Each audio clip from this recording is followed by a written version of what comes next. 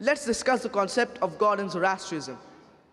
Zoroastrianism, it is not a major world religion, and it has a very less following, less than 130,000, most of them coming from Bombay. It claims to be one of the oldest religion. It originated 2,500 years ago. And it was founded by Zoroaster in the land of Persia. Zoroastrianism is also called as Parsiism. And the followers, that is the Zoroastrians or the Parsis, they are called as fire worshippers. Almighty God in Zoroastrianism is called as Ahura Mazda.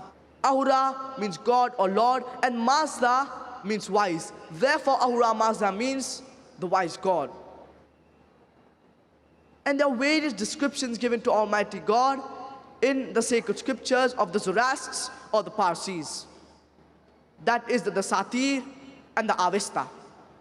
It says that Almighty God, He is one and only. He has got no beginning, nor has He got an end. Nothing resembles Him. He has got no father, nor has He got a son, nor has He got any wife. And you cannot see Almighty God with your naked eye. You cannot comprehend Almighty God. And He's closer to us than our own self.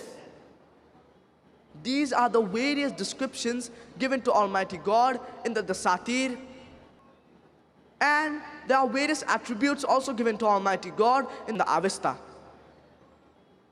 He's called as a creator in Yasna chapter number 31, verse number 7 and 11. Yasna chapter number 44, verse number 7. Yasna chapter number 50, verse number 11. Yasna chapter number 51, verse number 7. He's called as the greatest in Yasna chapter number 33, verse number 11. Yasna chapter number 45, verse number 6. He's called as a beneficent in Yasna chapter number 33, verse number 11. In Yasna chapter number 48, verse number 3.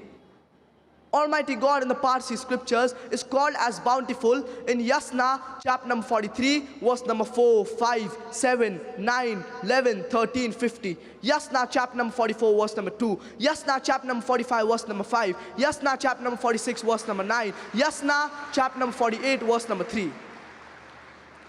These are the various descriptions given to Almighty God in Zoroastrianism or Parsiism.